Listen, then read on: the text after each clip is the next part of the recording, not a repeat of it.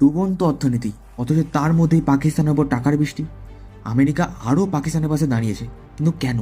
এর পেছনে আসল খেলাটা কি? সম্প্রতি আমেরিকা পাকিস্তানের F-16 যুদ্ধ বিমানের জন্য $686 মিলিয়ন বিশাল প্যাকেজ অনুদান করেছে।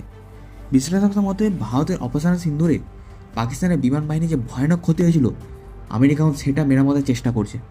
এতদিন পর পাকিস্তান তাদের এয়ারবেসগুলো সেই ক্ষতি ঢাকতে শুরু করেছে, আর তার বিল মেটাচ্ছে আমেরিকা। আমেরিকায় দ্বিচারিতা দেখার মতো। একদিকে তাদের প্রাইভেট কোম্পানিগুলো ভারতে বিনিয়োগ করছে প্রফিটের জন্য, কারণ তারা জানে ভারতের বাজার বেশ শক্তিশালী, এখানে টাকা ঢাললে লাভ হবে। আর অন্যদিকে আমেরিকা সরকার নিজের পকেট থেকে পাকিস্তানকে সাহায্য করছে, যার কোনো রিটার্ন নেই। অফিসিয়ালি বলা হচ্ছে এই প্যাকেজ সন্ত্রাসবাদ দমনের জন্য, কিন্তু এখানেই প্রশ্ন, সন্ত্রাসবাদ দমনের জন্য বা নিজের গ্রামে বোমা ফেলানোর জন্য কি এত আধুনিক রেডার বা ক্রিপ্টোগ্রাফিক ইকুইপমেন্ট দরকার হয়? আসলে চীন যেভাবে পাকিস্তানে সাহায্য করছে, আমেরিকাও সেই দৌড়ে পিছিয়ে থাকতে চায় না। রিপোর্টে বলা হচ্ছে এই আপগ্রেডের ফলে পাকিস্তান ও আমেরিকার এয়ারফোর্স ভবিষ্যতে একসাথে অপারেশন চালাতে পারবে। এটা কি ভারতের জন্য কোনো সংকেত, নাকি ভবিষ্যতে বড় কোনো সংঘাতের প্রস্তুতি? আমেরিকা কি চাইছে 2040 সাল পর্যন্ত পাকিস্তানের এই পুরনো বিমানগুলো ভারতের মাথা ব্যথার কারণ হয়ে থাকুক?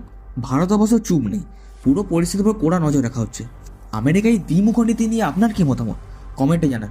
আর এরকম জিও পলিটিক্যাল ভিডিওর জন্য সাবস্ক্রাইব করুন।